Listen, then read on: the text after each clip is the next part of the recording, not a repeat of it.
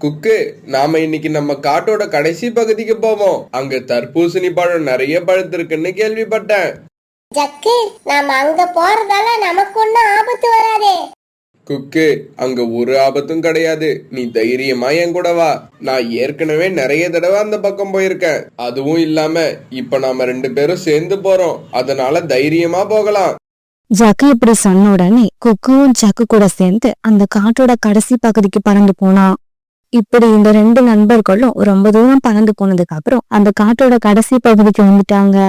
Jug, இங்க தர்பூசணி பழம் இருக்குன்னு சொன்ன, ஆனா என் கண்ணுக்கு தர்பூசணி பழமே தெரியல. குக்கு, அங்க மரங்களும் செடிகளும் அடர்த்தியா இருக்கிறதால உன் கண்ணுக்கு தெரியல.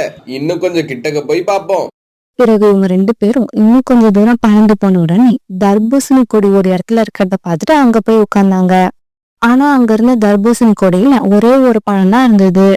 ஜக்கு, இந்த கொடியில ஒரே ஒரு பழம் தான் இருக்கு. குக்கு, நான் போன தடவை இங்க வந்தப்ப நிறைய பழம் இருந்துச்சு. அதையெல்லாம் யாரோ பறிச்சுக்கிட்டு போயிட்டாங்கன்னு நினைக்கிறேன். பாவம், இவ்வளவு தூரம் வந்து உனக்கு தான் பழமே கிடைக்கல. என்ன ஜக்கு இப்படி சொல்லிட்ட? இந்த பழத்தை நம்ம 2 பேரும் ஆளுக்கு பாதியா சாப்பிடுவோம். முடியாது, உன்னை இங்க நான் தானே அழைச்சுக்கிட்டு வந்தேன். அப்புறம் இந்த தர்பூசணி கொடி இங்க இருக்கிறது எனக்கு மட்டும்தான் தெரியும். அதனால இந்த பழத்தை நான் தான் சாப்பிடுவேன். ஜக்கு, இந்த பழத்தை தனியா சாப்பிடறதுக்கு என்ன எதுக்காக இங்க அழைச்சுக்கிட்டு வந்த? இந்த பழத்தை நம்ம 2 பேரும் ஆளுக்கு பாதியா சாப்பிடுவோவா? என்ன இவன் இப்படி பேசிக்கிட்டே இருக்கான்? பழத்துல பாதி வாங்காம விட மாட்டான் போல இருக்கே. பழத்தை கொடுக்க மாட்டேன்னு சொன்னா இவன் இப்படித்தான் பேசிக்கிட்டே இருப்பான். போற வழியில இவனை எங்கேயாவது கழட்டி விட்டுட்டு நாம மட்டும் இந்த பழத்தை எடுத்துக்கிட்டு போயிடணும். இப்படி நினைச்சு ஜக்கு குக்கு கிட்ட இப்படி பேச ஆரம்பிச்சான். சரி, நாம இந்த பழத்தை பறிச்சு எடுத்துக்கிட்டு நதிக்கரைக்கு போவோம். அங்க உட்காந்து இந்த தர்பூசணியை சாப்பிடுவோம். இப்படி பேசிக்கிட்ட இவங்க பிறகு அந்த தர்பூசணி பழத்தை எடுத்துக்கிட்டு அங்க இருந்து பறந்து போனாங்க. இப்படி பறந்து போற வழியில ஜக்கு ஒரு வீடு ஒண்ணு திறந்து கிடக்கிறத பார்த்தான். குக்கு, அந்த வீட்டுல உள்ளவங்க கிட்ட போய் ஒரு கத்தி வாங்கிக்கிட்டு வா. நாம இந்த பழத்தை அறுத்து இங்கேயே சாப்பிடுவோம். ஜக்கு இப்படி சொன்ன உடனே குக்கு ரொம்பவும் சந்தோஷமா அந்த வீட்டுக்கு போனான். குக்கு இந்த வீட்டுக்கு போனப்ப அந்த வீட்டுல யாருமே இல்ல. ஜக்கு, இந்த வீட்ல யாருமே இல்ல. அதனால பரவாயில்ல, நீ வீட்டுக்குள்ள போய் கத்தி இருந்தா எடுத்துக்கிட்டு வா. ஜக்கு சொன்னதை கேட்ட குக்கு கத்தியை எடுக்கிறதுக்காக அந்த வீட்டுக்குள்ள போனான். இந்த சமயம் அங்க வந்த ஜக்கு அந்த வீட்டுக்காக வெளிப்பக்கமா சாத்தி தாழ்பால் போட்டுட்டான். ஜக்கு, எதுக்காக கதவை சாத்துன? கதவை திறந்து விடு, நான் வெளியில வரணும். இந்த சமயத்துல ஜன்னல் பக்கமா வந்த ஜக்கு இப்படி பேச ஆரம்பிச்சான். குக்கு, இந்த தர்பூசணி பழத்தை நான் முழுசா சாப்பிடணும். அதுக்காக தான் உன்னை வீட்டுக்குள்ள வச்சு கதவை சாத்தன. கவலைப்படாத, இந்த வீட்டுக்காரங்க வந்து கதவை திறந்து விட்டா நீ வெளியில வா. அதுக்குள்ள நான் நதிக்கரைக்கு போய் இந்த பழத்தை சாப்பிட்டு முடிச்சிடுறேன். இப்படி சொன்ன ஜக்கு பிறகு அந்த பழத்தை தூக்கிட்டு அங்க இருந்து பறந்து போயிட்டான். இப்படி போன ஜக்கு பழத்தை எடுத்துக்கிட்டு நதிக்கரைக்கு போய் சேர்ந்துட்டான். அப்பாடா, இந்த குக்குவை ஒரு வழியா கழட்டி விட்டுட்டு நாம மட்டும் பழத்தோட நதிக்கரைக்கு வந்துட்டோம். குக்கு இங்க வர்றதுக்கு முன்னாடி நாம இந்த பழத்தை சாப்பிட்டு முடிச்சாகணும். இப்படி முடிச்ச ஜக்கு இந்த பழத்தை சாப்பிட போறப்ப ஒரு திருட்டு அண்டம் வந்துச்சு. டேய் குட்டிக்காகமே, இவ்வளவு பெரிய பழத்தை நீ மட்டும் தனியா சாப்பிடுவியா? இந்த மாதிரி இன்னொரு பழம் இருந்தா கூட நான் தனியா சாப்பிடுவேன். அத பத்தி நீங்க கவலைப்படாதீங்க. எனக்கு கூட இந்த பழத்தை பார்த்தா சாப்பிடணும் போல ஆசையா இருக்கேன். அதனால இத நீ எனக்கு கொடுத்துடு. முடியாது, இந்த பழம் எனக்கு தான். இத நான் தான் சாப்பிடுவேன். இங்க பாரு, மரியாதையா இந்த பழத்தை என்கிட்ட கொடுத்துட்டு நீ ஓடி போயிடு, இல்லன்னா எனக்கு கோபம் வரும். இப்ப நீங்க இங்க இருந்து போகல, நான் சத்தம் போட்டு எல்லாரையும் கூப்பிடுவேன். அப்படி நீ சத்தம் போட்டினா என்கிட்ட அடி அடின்னு அடி வாங்குவ. இப்படி சொன்ன அந்த ஜக்கு மேல பவுஞ்சி அவனை அடிக்க ஆரம்பிச்சது. இப்படி அடி வாங்கின ஜக்கு உடம்பு பூரா ரத்த காயத்தோட கீழே விழுந்துட்டான். பிறகு அந்த தர்பூசணி பழத்தை தூக்கிட்டு அங்க இருந்து பறந்து போயிடுச்சு. இந்த சமயத்துல குக்கு அந்த வீட்டு ஜன்னல் பக்கம் வந்து தன்னை காப்பாத்த சொல்லி குரல் கொடுக்க ஆரம்பிச்சான். என்ன காப்பாத்துங்க, என்ன காப்பாத்துங்க. இவனோட குரலை கேட்டு ஒரு பறவை அங்க போச்சு. சின்ன குருவியே, எதுக்காக இப்படி குரல் கொடுக்கற? என்னாச்சு உனக்கு? அங்கிள், என்னோட நண்பன் என்ன இந்த வீட்டுக்குள்ள அடைச்சி வச்சுட்டு இங்க இருந்து ஓடிட்டான். தயவு செஞ்சு கதவை திறந்து விட்டு என்ன காப்பாத்துங்க. குக்கு இப்படி சொன்னோடனே அந்த பறவை அந்த கதவை திறந்து விட்டது. அங்கிள், என்னை விடுதலை பண்ணனதுக்கு ரொம்ப நன்றி. இங்க பாரு தம்பி, இதுக்கப்புறம் இந்த மாதிரி நண்பர்களை நம்பி எங்கேயும் வெளியில வராத. இப்படி சொல்லிட்டு அந்த பறவை அங்க இருந்து பறந்து போயிடுச்சு. பிறகு குக்கு அங்க இருந்து நதிக்கரையை நோக்கி பறக்க ஆரம்பிச்சா. இப்படி நதிக்கரைக்கு வந்து சேர்ந்த குக்கு சக்கு ரத்த காயங்களோட கீழே விழுந்து கிடக்கிறத பாத்துட்டான். உடனே வேகமா பறந்து போன குக்கு ஜக்கு பக்கத்துல போய் உட்கார்ந்தா. ஜக்கு, என்னாச்சு? உன்னோட உடம்புல இந்த காயங்கள் எப்படி வந்தது? குக்கு, நான் எடுத்துக்கிட்டு வந்த தர்பூசணி பழத்தை ஒரு ஆந்தை என்ன அடிச்சு போட்டுட்டு பிடுங்கிட்டு போயிடுச்சு. எனக்கு உடம்பெல்லாம் எரியுது, ரொம்ப வலிக்குது, எனக்கு உதவி பண்ணு. இதோ இப்பவே போய் உங்க அப்பா கிட்ட சொல்லி அவரை இங்க அனுப்பி வைக்கிறேன். இப்படி சொன்ன குக்கு உடனே வேக வேகமா ஜக்குவோட வீட்டுக்கு பறந்து போனான். அங்கிள் அங்கிள், ஜக்குவை ஒரு ஆந்தை அடிச்சு காயப்படுத்திருச்சு. அவன் இப்ப காயத்தோட நதிக்கரையில கிடக்குறான். சீக்கிரமா போய் காப்பாத்துங்க. இதை கேட்டுட்டு ஜக்குவோட அப்பா காலுக்காகவும் உடனே அங்க பறந்து போச்சு. இப்படி போன காலுக்காகவும் பிறகு ஜக்குவை தூக்கிட்டு தன்னோட வீட்டுக்கு திரும்பி போச்சு. வீட்டுக்கு வந்த உடனே ஜக்குவோட அம்மா ஜக்குவோட உடம்புல ஏற்பட்ட காயங்களுக்கு மருந்து போட்டு விட்டாங்க. அந்த ஆந்தையை மட்டும் நான் எங்கேயாவது பார்த்தேன், அதை உயிரோட விட மாட்டேன். கொஞ்ச நேரம் பேசாம இருங்க, பையன் நல்லா தூங்கிக்கிட்டு இருக்கான். இப்படியே 2-3 நாட்கள் ஓடிச்சு. ஜக்குவோட உடம்புல ஏற்பட்ட காயங்கள் எல்லாம் இப்ப ஆறிடுச்சு. அம்மா, என்னோட காயங்கள் எல்லாம் ஆறிடுச்சு. நான் என்னோட நண்பன் குக்குவை போய் பார்த்துட்டு வரேன். போய் பார்த்துட்டு சீக்கிரமா வீட்டுக்கு வந்துரு. அம்மா இப்படி சொன்ன உடனே ஜக்கு பிறகு குக்குவை பாக்குறதுக்காக அவனோட வீட்டுக்கு பறந்து போனான். ஜக்கு குக்குவோட வீட்டுக்கு போனப்ப குக்கு வாசல்ல உட்கார்ந்துருந்தான். குக்கு, அன்னைக்கு எனக்கு உதவி பண்ணனதுக்கு உனக்கு ரொம்ப நன்றி. வா, நாம நதிக்கரைக்கு போய் கொஞ்சம் காத்து வாங்கிட்டு வருவோம். ஜக்கு, உன்னை அன்னைக்கு காப்பாத்தினதால நான் உன்னை மன்னிச்சிட்டேன்னு நினைச்சியா? இல்ல, நீ செஞ்ச காரியத்தை நான் மறக்கவே மாட்டேன். கேவலம் ஒரு பழத்துக்காக என்ன அந்த வீட்டுக்குள்ள வச்சு கதவை சாத்திட்டு ஓடி போனவன் தானே நீ. இதுக்கப்புறம் உன் மேல நம்பிக்கை வச்சு நான் உன் கூட எங்கேயும் வரமாட்டேன். குக்கு இப்படி சொன்னதை கேட்டுட்டு ஜக்கு அவமானத்துல தலையை குனிஞ்சுக்கிட்டான். கொஞ்ச நேரம் அப்படியே உட்கார்ந்துருந்த ஜக்கு அங்க இருந்து பறந்து போயிட்டான். ஆபத்துல உதவக்கூடிய நல்ல நண்பர்கள்ல சின்ன சின்ன விஷயங்களுக்காக நம்ம இழந்துடக் கூடாதுங்கிற முக்கியமான விஷயம் ஜக்குவுக்கு அன்னைக்குதான் புரிஞ்சிச்சு. சோனாக்குருவிக்கு சொந்தமா ஒரே ஒரு பெரிய மாமரம் இருந்தது. அந்த மரத்துல கோடை காலத்துல காய்கள் காய்க்க ஆரம்பிக்கும். மாம்பழங்கள் பழுத்த உடனே சோனாக்குருவி அதை எடுத்துக்கிட்டு போய் காடு பூரா விற்பனை பண்ணி அதுல வர பணத்தை வச்சு தன்னுடைய குடும்பத்தை ஓட்டிக்கிட்டு இருந்தது. அந்த மாமரத்துல சீசன்ல மட்டும் காய்கள் காய்ச்சிக்கிட்டு இருந்ததால சீசன் முடிஞ்ச உடனே தன்னுடைய குடும்பத்தை நடத்த சோனாக்குருவி ரொம்ப சிரமப்பட்டுக்கிட்டு இருந்தது. நிலைமையில பருந்து மகாராஜாவோட சின்ன பெண் குழந்தை பேபி ஒரு நாள் அரண்மனையில அழுதுகிட்டு இருந்தது. பருந்து மகாராஜா, அவங்க மனைவி, மந்திரி ஜம்ஜம், அப்புறம் ஆந்த வீரர்கள் இப்படி எல்லாரும் எவ்வளோ முயற்சி செஞ்சும் பேபியோட அழுகையை நிறுத்தவே முடியல. அந்த சமயத்துல அரண்மனைக்கு மாம்பழங்கள் கொடுக்கறதுக்காக சோனாக்குருவி தன்னுடைய மாம்பழ கூடைய தூக்கிட்டு அங்க போச்சு. பேபிமா, அழாதீங்க, என் கூட வாங்க, நான் உங்களுக்கு இந்த காட்டை சுத்தி காமிக்கிறேன். அப்படியா? என்ன வெளியில அழைச்சுக்கிட்டு போக போறீங்களா? நான் ரெடி, வாங்க இப்பவே போவோம். இவ்வளவு பேர் சமாதானப்படுத்தியும் அழுகையை நிறுத்தாத அந்த குழந்தை சோனாக்குருவி வந்து பேசின உடனே அழுகையை நிறுத்தினது பருந்து மகாராஜாவுக்கு ரொம்பவும் சந்தோஷத்தையும் ஆச்சரியத்தையும் கொடுத்தது. சோனா, உன்னோட மாம்பழ கூட எங்கேயே இருக்கட்டும், அதுல உள்ள பழங்கள் எல்லாத்தையும் நானே வாங்கிக்கிறேன். நீ முதல்ல பேபிய கூப்பிட்டுக்கிட்டு போய் இந்த காட்டை சுத்தி காட்டிட்டு வா. பருந்து மகாராஜா அப்படி சொன்ன உடனே சோனாக்குருவி பேபியை கூப்பிட்டுக்கிட்டு அரண்மனையை விட்டு வெளியில பறந்து வந்தது. அன்னைக்கு ஆரம்பிச்ச பழக்கம்தான் இன்னைக்கு வரைக்கும் அது தொடர்ந்துகிட்டே இருந்தது. சோனாக்குருவி கூட பருந்து மகாராஜாவோட குழந்தை இப்படி சுத்தி வர்றது மத்தவங்க கண்ணுக்கு எப்படி இருந்ததோ தெரியாது. ஆனா காலுக்காகத்துக்கும் கோரிக்காகத்துக்கும் ரொம்பவும் எரிச்சலை கொடுத்தது. காலுஜி, தினமும் மாம்பழங்களை தூக்கிக்கிட்டு நல்ல வெயில்ல இந்த காட்டை சுத்தி சுத்தி வந்துகிட்டு இருந்த சோனாக்குருவி இப்பெல்லாம் ரொம்பவும் சொகுசா வாழ ஆரம்பிச்சிருச்சு. கோரி, சோனாக்குருவிக்கு இப்ப நம்ம காட்டு அரண்மனையில ரொம்பவும் நல்ல பேரு இருக்கு. அது இப்ப என்ன சொன்னாலும் அரசரும் அரசியும் கேட்பாங்க. காலுஜி, அந்த நிலைமை மாறணும். அரண்மனையில இப்ப சோனாக்குருவிக்கு இருக்கிற மதிப்பும் மரியாதையும் அப்படியே நமக்கு வரணும். உன்னோட ஆசை இந்த ஜென்மத்திலன்னு இல்ல, இன்னும் எத்தனை ஜென்மம் எடுத்தாலும் நடக்கவே நடக்காது. ஏற்கனவே இந்த காட்டுல எது திருட்டு போனாலும் நம்ம மேலதான் சந்தேகப்படுறாங்க. இந்த நிலைமையில உனக்கு இப்படி வேற ஆசை இருக்கா? காலுஜி, நீங்க நடக்காதுன்னு சொல்றத நடத்தி காட்டுறதுலதான் இந்த கோரியோட திறமையே இருக்கு. அப்படியா? நீ என்னதான் நடத்தி காட்ட போற?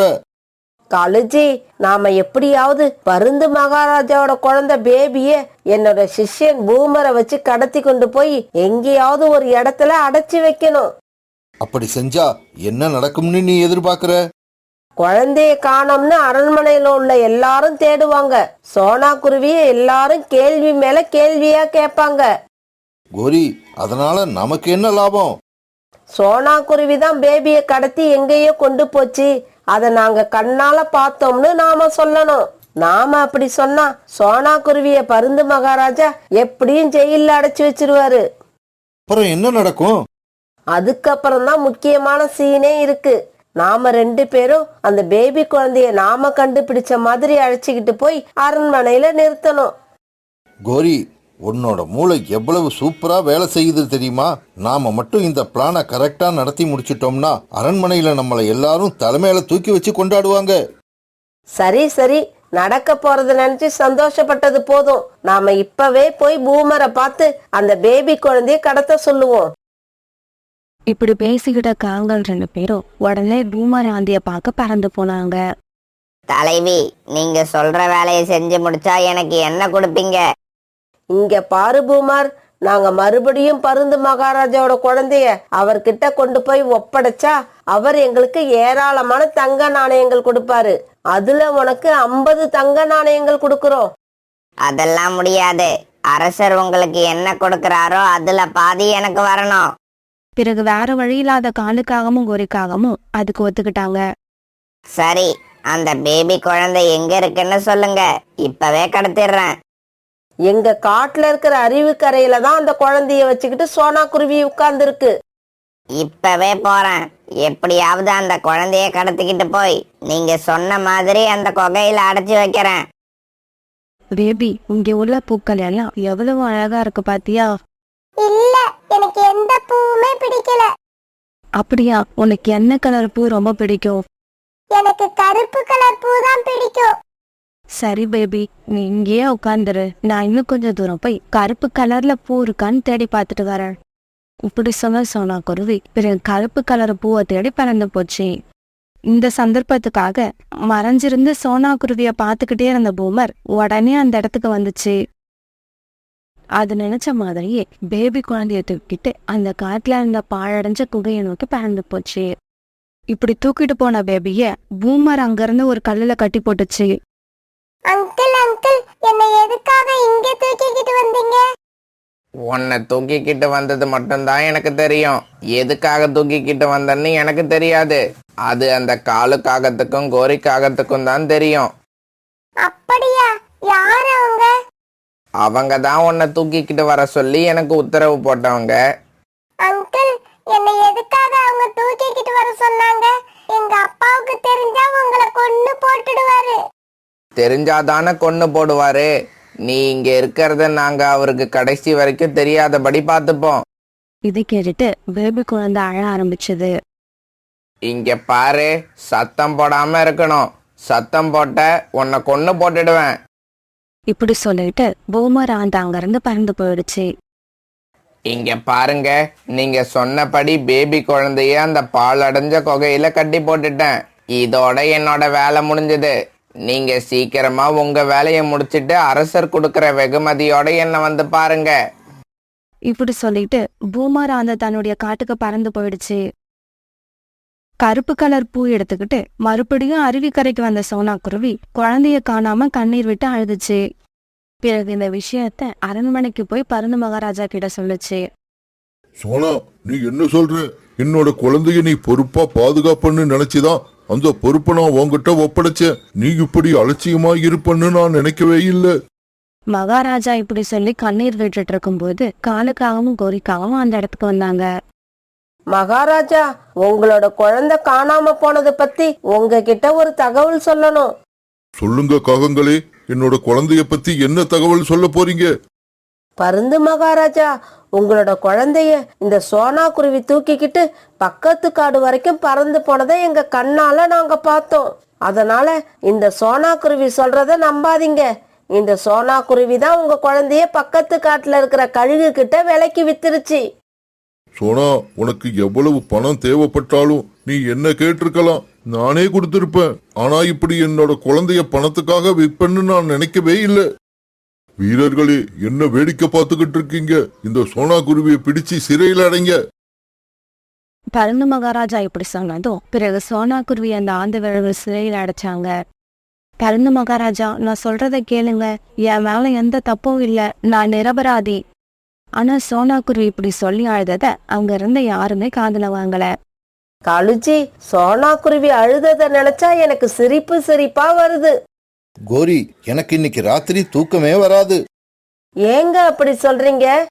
பொழுது விடிஞ்ச உடனே நாம குகையில அடைஞ்சு கிடக்கிற பேபி குழந்தைய தூக்கிக்கிட்டு போய் அரசர்கிட்ட ஒப்படைச்சிட்டு அவர் கொடுக்கிற வெகுமதியை வாங்கினாதான் எனக்கு தூக்கமே வரும். இவங்க இப்படி பேசிக்கிட்டு இருக்கப்ப பக்கத்து காட்டுக்கு ஒரு வேலையா போன புறா அந்த பாழடைஞ்ச குகை வழியா பறந்து வந்தது. காப்பாத்துங்க, என்னை யாராவது காப்பாத்துங்க, காப்பாத்துங்க, என்னை யாராவது காப்பாத்துங்க. என்ன இது? ஏதோ குழந்தை கத்துற சத்தம் கேக்குது. அந்த சத்தம் இந்த குகைக்குள்ள இருந்து தான் வருது. இப்படி யோசிச்ச புறா அந்த குகைக்குள்ள போய் பார்த்தது. குகைக்குள்ள அடைக்கப்பட்டு கிடந்த பேபி குழந்தைய பார்த்ததும் புறா அதிர்ச்சி ஆயிடுச்சு. ஆமா, நீ பருந்தரசரோட குழந்தை பேபி தானே? ஆமா, நான் பேபி தான், என்ன காப்பாத்துங்க. அது சரி, உன்னை இங்க யார் கொண்டு வந்து கட்டி போட்டது? என்னை இங்க ஒரு ஆண்டா அங்கிள் வந்து கட்டி போட்டாங்க. ஆனா அவங்களா இதை செய்யலையா. காலுக்காகவும் கோரிக்காகவும் சொல்லிதான் அவர் செஞ்சதா என்கிட்ட சொன்னாரு. பிறகு புறா பேபி குழந்தைய அங்க இருந்து விடுவிச்சு தன்னோட முதுகுல ஏத்திக்கிட்டு அரண்மனை நோக்கி பறந்து போச்சு. மறுநாள் பொழுது விடிஞ்சிச்சு. மறுநாள் காலையில காவல் வீட்டு கதவை யாரோ தட்டினாங்க. காலுஜி, சீக்கிரமா எழுந்திருங்க. அரண்மனையிலிருந்து வீரர்கள் வந்திருக்காங்கன்னு நினைக்கிறேன். கண்டிப்பா நமக்கு வெகுமதி கொடுக்க தான் அரசரை அழைச்சிக்கிட்டு வர சொல்லியிருப்பாரு. கோரி, பைத்தியம் மாதிரி பேசாத. நாம இன்னும் அரசரோட குழந்தைய கொண்டு போய் அவர்கிட்ட ஒப்படைக்கவே இல்லை. அந்த குழந்தை இப்பவும் குகையில தான் அடைஞ்சு கிடக்கு. ஆமா காலுஜி, நீங்க சொன்ன உடனேதான் எனக்கு ஞாபகம் வருது.